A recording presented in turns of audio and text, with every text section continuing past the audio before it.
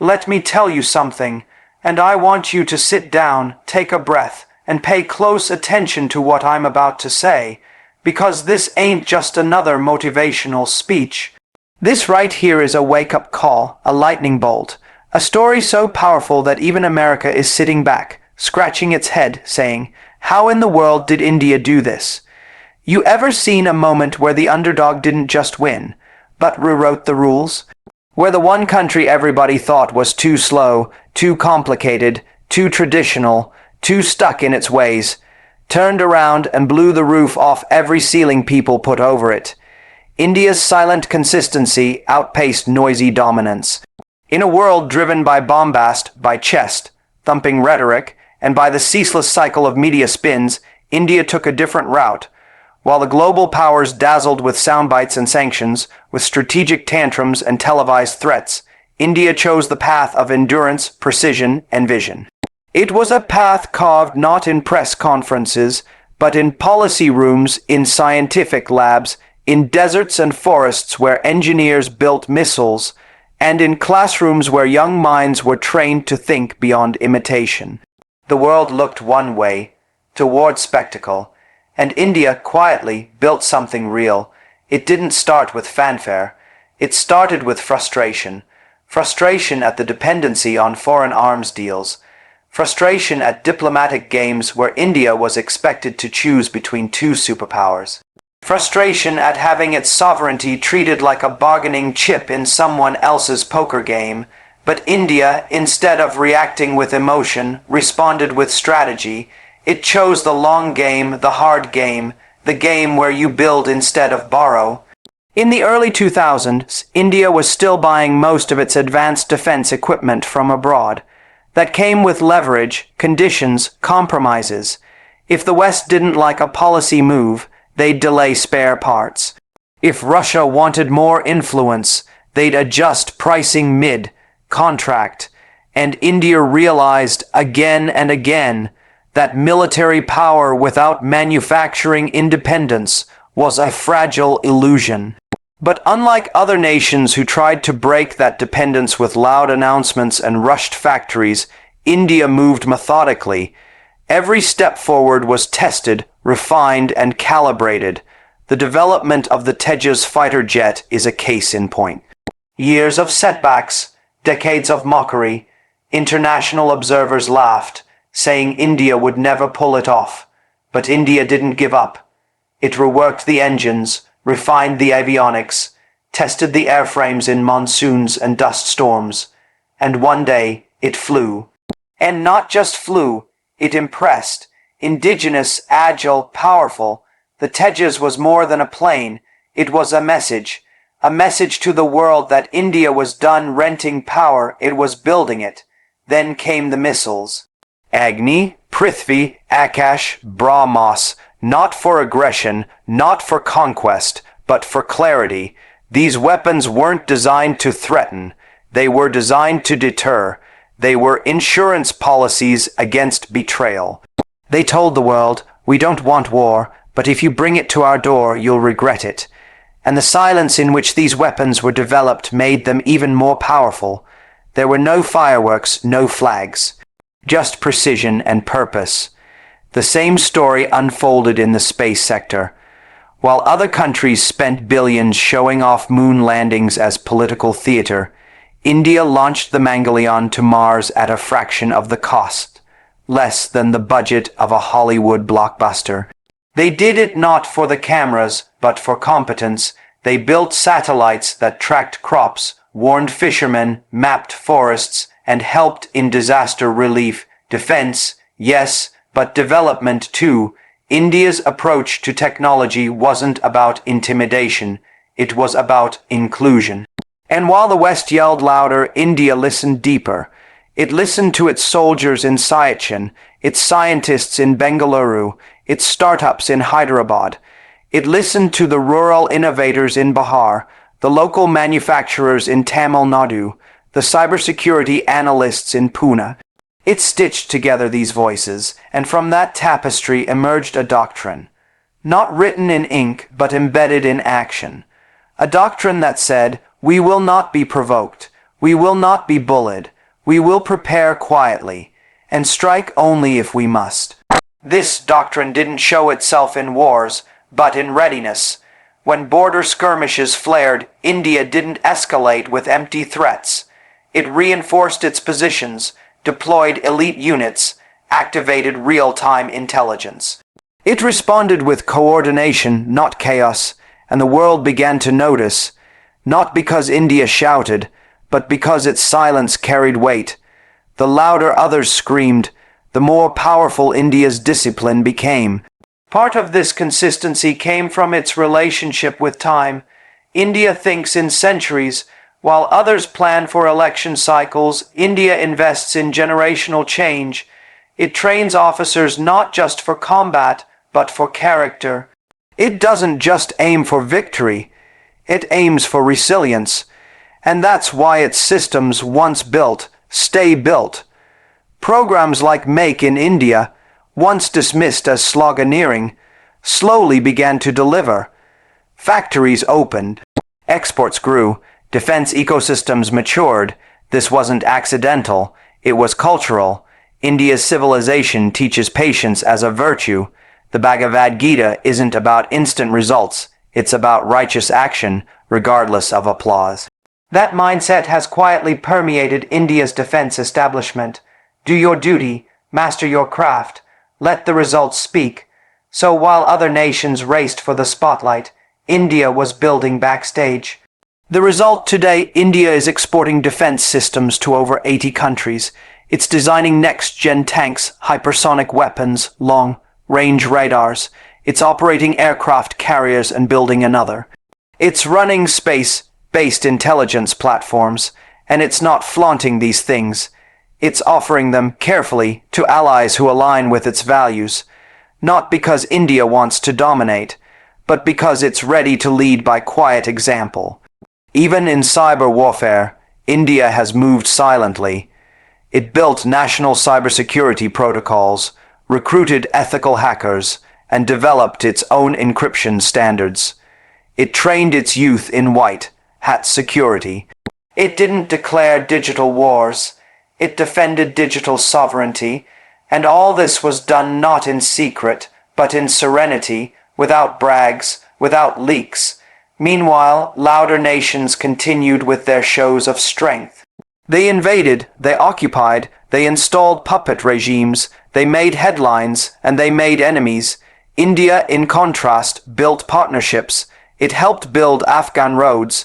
It provided vaccines to nations during COVID when even richer nations were hoarding. It hosted multilateral exercises. It welcomed diasporas, even those from countries that once colonized it. This earned India trust, and trust, unlike fear, cannot be faked. That's the magic of consistency. It may not trend on social media, it may not earn you breaking news, but it builds legacy. It earns respect. It makes even the noisiest powers pause and wonder, how did this nation, without shouting, without threatening, without imposing, become the one everyone wants to talk to? And behind all this, behind the missiles, the doctrine, the satellites, the alliances, is one undeniable truth. India never lost its center. It never tried to be something it wasn't. It didn't need to cosplay as a mini West. It didn't need to import identity. It knew its value even when the world doubted it, and it acted from that self-respect. While others were obsessed with posturing, India mastered posture. Its back straight, its vision forward, its voice low, but firm. That firmness is now felt in every policy, every summit, every handshake, every warning. So when global powers try to provoke, intimidate, or confuse, India doesn't react like the past. It doesn't crumble under pressure. It doesn't abandon its friends for new alliances. It stays the course. It adapts without losing itself.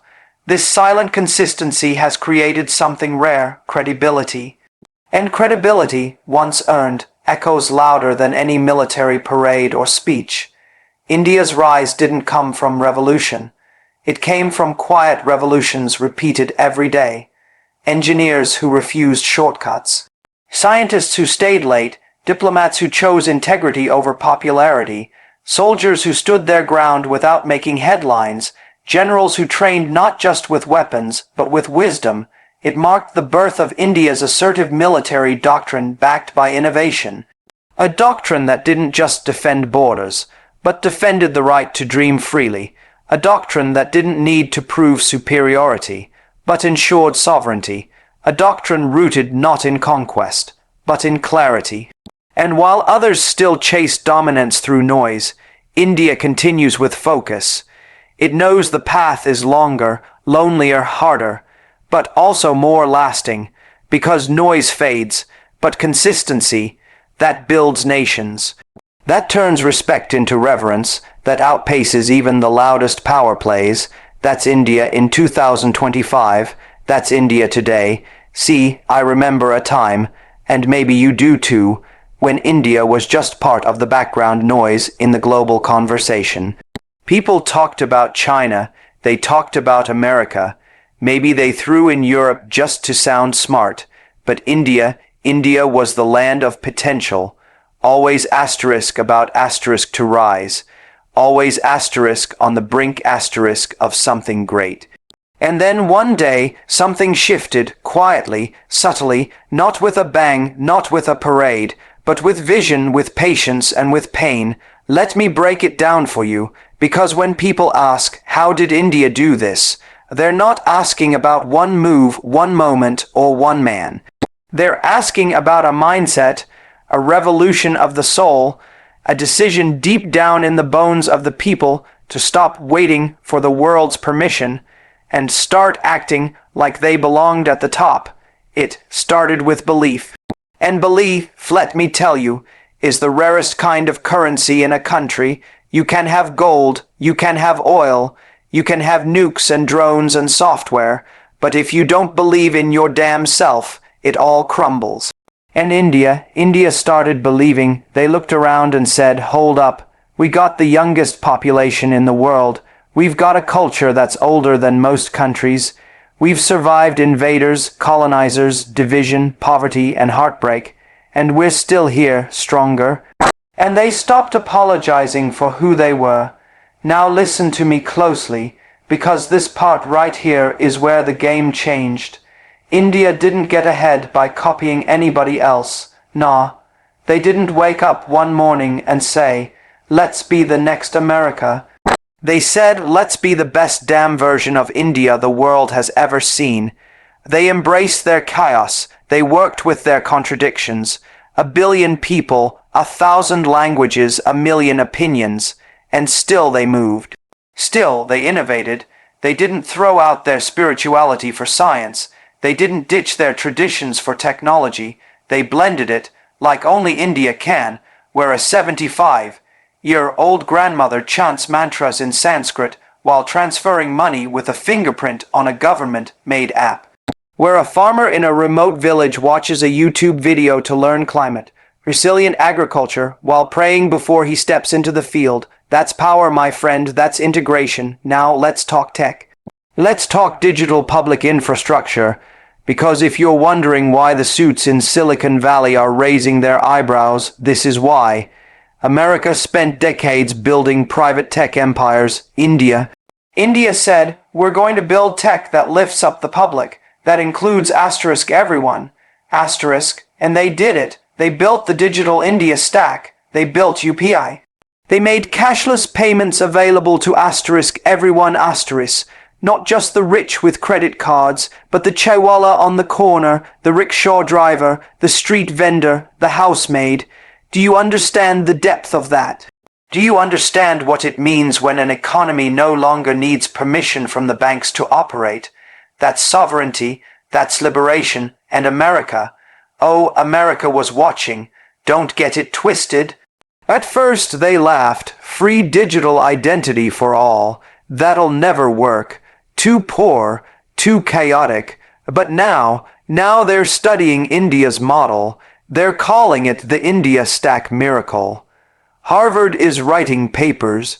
Senators are holding hearings because the game has flipped and India didn't just play.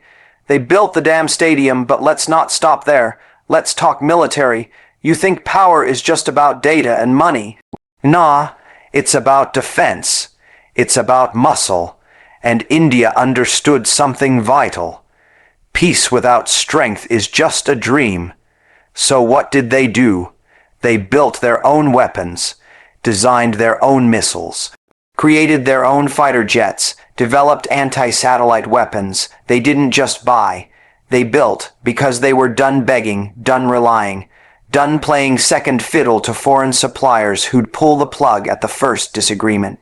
India built indigenous strength, the kind of strength that doesn't flex for the camera, but protects in silence, the kind of strength that doesn't need to invade anybody, but warns every enemy, try me, you won't like how this ends, and behind that strength, a doctrine, a philosophy. See, the Indian way of war isn't about dominance, it's about deterrence, it's about clarity, it's about saying we don't want a fight, but if you bring one, we'll end it faster than you can tweet about it, and the world.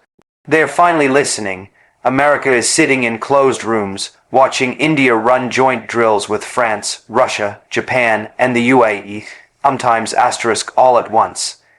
Asterisk, and they're asking, how did they get this kind of diplomatic power? It's simple. India played the long game. They didn't pick sides. They didn't burn bridges. They walked the tightrope with grace. And now, every global power wants India in their corner. Because India ain't just a country anymore. It's a stabilizer, a bridge, a conscience in a chaotic world, and let's talk economy, because that's where the magic really explodes. They said India was too slow, too poor, too bureaucratic, and for a while they weren't wrong. But something changed, the reforms got sharper, the infrastructure got faster, the red tape got cut, and now India is the fastest growing major economy in the world. Startups are booming. Unicorns are multiplying. Manufacturing is scaling. Exports are surging. The stock market, oh baby, it's lighting up like Diwali every quarter. And American companies, they're not just investing. They're asterisk relocating. Asterisk, they're saying China's too risky. India is where the future is. And why? Because India isn't just growing, it's growing with purpose. It's not outsourcing its future, it's owning it. The kids in India aren't just dreaming of jobs anymore, they're building companies, solving local problems with global implications. They're using AI, robotics, biotech, clean energy, and they're doing it with asterisk heart. Asterisk, let me tell you what America sees, and why they're asking, how did India do this? They see resilience. They see a country that doesn't collapse under pressure, but rises in fire. They see intelligence, not just in IIT classrooms, but in the villages where innovation is born out of necessity. They see pride, not arrogance, not nationalism, but pride in history, in heritage, in identity. And they see unity, not the absence of conflict, but the presence of something stronger than disagreement, purpose. India found its purpose, and when 1 billion people start walking in the same direction with belief, intelligence, and heart, nothing on earth can stop that. Even America knows that. Now listen to me, and this is the most important part. India's success, it wasn't an accident. It was engineered by the dreams of everyday people, by sacrifice, by sleepless nights, by guts and grit and grace. It was the father who worked 3 jobs so his daughter could go to school. It was the young boy who coded in the dark because his village didn't have electricity. It was the soldier who stood guard in -30°C, not for applause, but for duty. It was the woman who said, I will lead, even when they said she couldn't. It was the leader who didn't chase votes, but chased vision. That's who built this miracle. So the next time somebody asks you, how did India do this? Tell them, India didn't just rise, India remembered. India remembered who it was, a land of sages and scholars, warriors and poets, farmers and futurists. India remembered that its soul was never for sale, that it didn't need validation from anybody, because its worth was woven into the DNA of its people. And now the world remembers too, even America, so don't you dare think small, don't you dare settle for less, don't you dare wait for the world to wake up and clap for you. Be like India, build in silence. Rise with grace, believe in your storm, walk through your fire, because when you walk like that, even giants stop and ask, how did they do that? India did it, you can too. Let the world watch, let them whisper. Let them wonder, because your time is coming, just like India's did.